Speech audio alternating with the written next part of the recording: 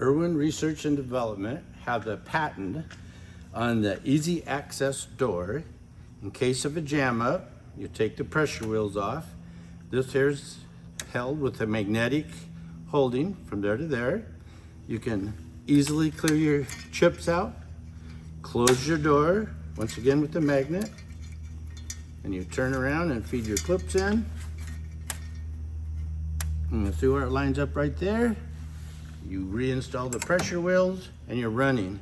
The operators at other plants have ran these, absolutely love it. They don't have to take the machine offline and have it worked on in the maintenance department. It's very simple to use and run.